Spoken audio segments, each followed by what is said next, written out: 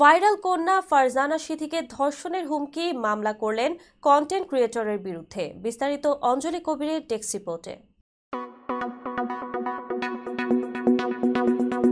বৈষম্য বিরোধী ছাত্র জনতার আন্দোলনের সময় এক সেনা কর্মকর্তার সঙ্গে তর্কে জড়িয়ে আলোচনায় এসেছিলেন ফারজানা সিথি। শুধু তাই নয়, সেই আন্দোলনের নানান সময় তাকে দেখা গেছে বিভিন্ন ভূমিকায়। এর ফলে তিনি ভাইরাল কন্যা হিসেবেই পরিচিতি পান। তবে এবার সিথি ধর্ষণের হুমকি পাওয়ার ঘটনায় চাঞ্চল্য ছড়িয়েছে। তিনি এক কন্টেন্ট ক্রিয়েটরের বিরুদ্ধে ধর্ষণের হুমকির অভিযোগে মামলা করেছেন। সম্প্রতি ফেসবুক লাইভে এসে ফারজানা সিথিকে ধর্ষণের হুমকি দেন হৃদয় নামে এক ব্যক্তি। শুধু তাই নয়, ওর লাইভে সিথির জীবনযাপন, চলাফেরা ও পোশাক নিয়ে তিনি আপত্তিকর ও অশালীন মন্তব্য করেন।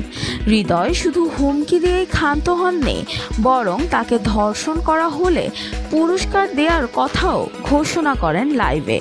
ফারজানা সিথি জানান, ২৭ ফেব্রুয়ারি হৃদয় ফেসবুক লাইভে এসে আমাকে ধর্ষণের হুমকি দেন। পাশাপাশি আমার জীবনযাপন, চলাফেরা ও পোশাক নিয়ে নোংরাভাবে কথা বলেন।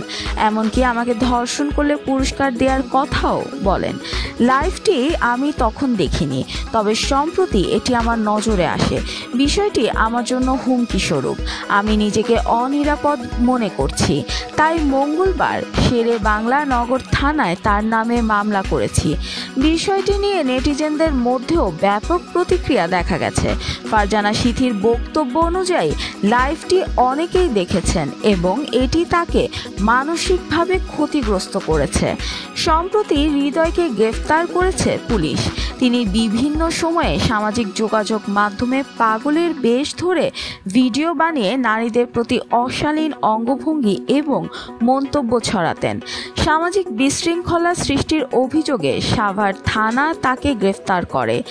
এই প্রসঙ্গে ফারজানা সিথি বলেন, ওনাকে আপনারা চিনবেন। সম্প্রতি সাভার থানা তাকে গ্রেফতার করেছে সামাজিক বিশৃঙ্খলা সৃষ্টির জন্য। আমি তার নামে একটি এফআইআর দায়ের করেছি ধর্ষণের হুমকি ও মানহানির জন্য। যারা মেয়েদের উত্ত্যক্ত করে সমাজে বিশৃঙ্খলা তৈরি করতে চায় তাদের সবাইকে আইনের আওতায় আনা উচিত। ফারজানা সিথিকে সবশেষ দেখা গেছে জনপ্রিয় সঙ্গীত শিল্পী হাবিব ওয়াহিদের একটি মিউজিক ভিডিওতে। একলা মানুষ শিরোনামের ওই গান চিত্রে মডেল হিসেবে ছিলেন তিনি। তার প্রতি এমন হুমকির ঘটনায় নেটিজেনদের মধ্যেও ক্ষোভ ছড়িয়ে পড়েছে। ফারজানা সিথির সাহসী অবস্থান এবং তার আইনি পদক্ষেপ ইতিমধ্যে প্রশংসা কুড়িয়েছে। নারীদের নিরাপত্তা নিশ্চিত করতে এবং হয়রানির বিরুদ্ধে কঠোর ব্যবস্থা নেওয়ার দাবিও উঠেছে বিভিন্ন মহলে।